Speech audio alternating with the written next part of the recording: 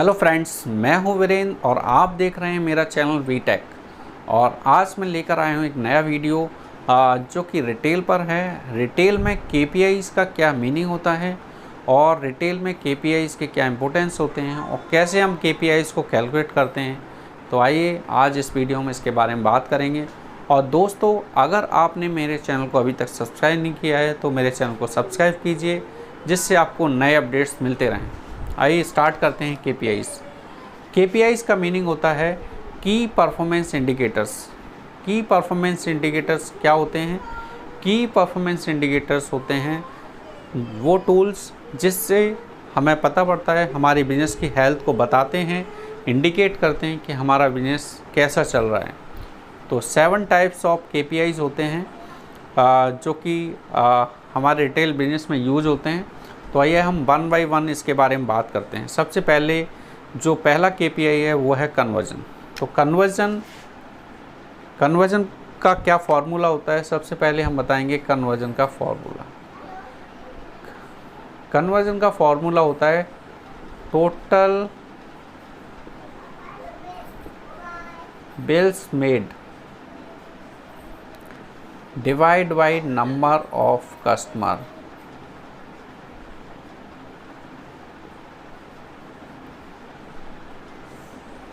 Into 100। For example, अगर किसी stores का कन्वर्जन हमें निकालना है किसी भी रिटेल आउटलेट्स में, तो मान लेते हैं कि उसमें किसी भी आउटलेट में एक दिन में 20 बिल्स बनते हैं, मेड होते हैं, और नंबर ऑफ़ कस्टमर्स 50 कस्टमर्स आते हैं एक दिन में। तो अगर उसका हमें कन्वर्जन निकालना हो तो हम 20 बिल्स जो बने 20 डिवाइड बाई 50 इंटू 100, जब हम इसको कैलकुलेट करेंगे तो ये हमारा आ जाएगा 40% कन्वर्जन। तो ये जो 40% है ये कन्वर्जन है उस रिटेल स्टोर्स का। ठीक है, अब हम बात करते हैं दूसरे केपीआईज़ का जो है एटीवी। एटीवी क्या होता है? एटीवी क्या होता है इसके बारे में बात करेंगे। एटीवी होता है एवरेज टिकट वैल्यू। और एटीवी का क्या फार्मूला होता है? एटीवी का फार्मूला होता है total sale divide by total bills made. For example, हम मान लेते हैं किसी भी रिटेल स्टोर्स में एक दिन का सेल जो है वो 50,000 है और 25 बिल्स बनते हैं एक दिन में, और हमें उसका एटीवी निकालना होगा। तो कैसे निकालेंगे? Total sale 50,000 divide by total bills made, ये आपका आ जाएगा 2000 रुपीज़ का एटीवी। तो ये हमने कैलकुलेट किया एटीवी जो कि 2000 रुपीज़ आया। ठीक है, तीसरा जो केपीआई है वो है एवीएस। एवीएस क्या होता है? एवीएस होता है average basket size. Average basket size का फॉर्मूला बताते हैं आपको। एवीएस एवरेज बास्केट साइज़ का फॉर्मूला है total quantity sold divide by total bills made. तो एबीएस कैलकुलेट करने के लिए total quantity divide by total bills made. तो फॉर एग्ज़ाम्पल हम सपोज़ करते हैं, मान लेते हैं कि एक दिन में किसी भी रिटेल स्टोर में 50 क्वांटिटी सोल्ड हुई और 20 बिल्स बनाए, तो उसका एबीएस आ जाएगा 2.5। तो ये हमने कैलकुलेट किया है एबीएस कैलकुलेट किया जो किया है 2.5। अब चौथा केपीआई है एएसपी। तो एएसपी क्या होता है? एएसपी होता है average selling price. Average selling price को हम का फॉर्मूला है, एएसपी का फॉर्मूला है total sale divide by total quantity sold. तो total sale divide by total quantity sold.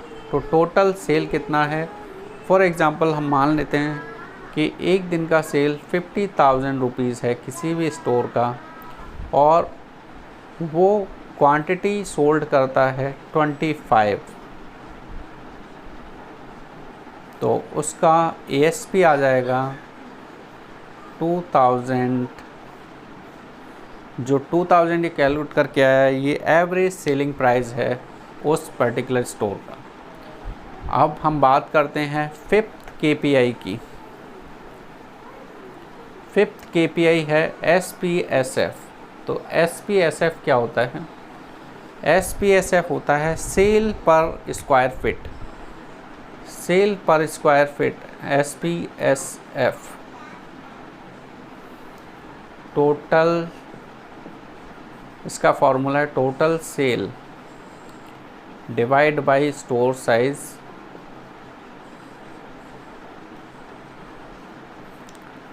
In square feet.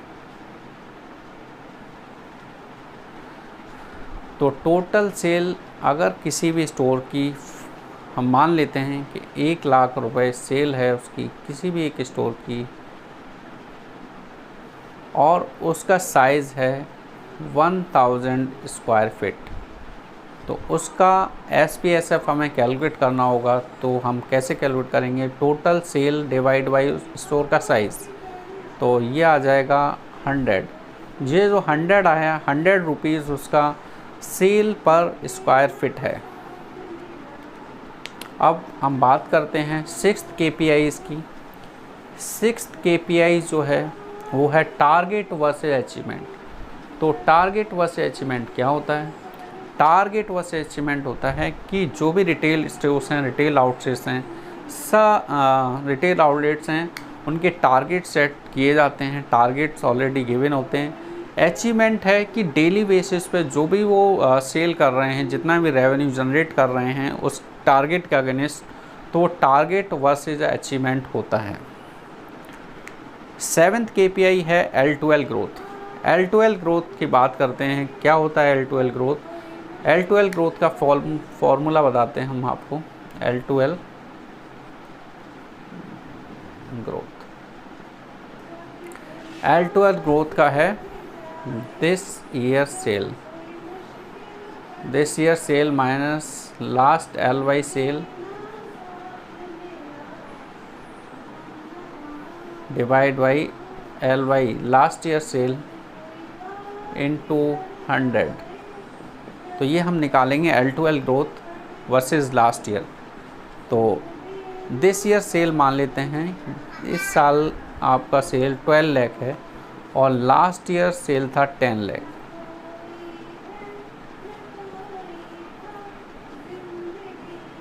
Into 100।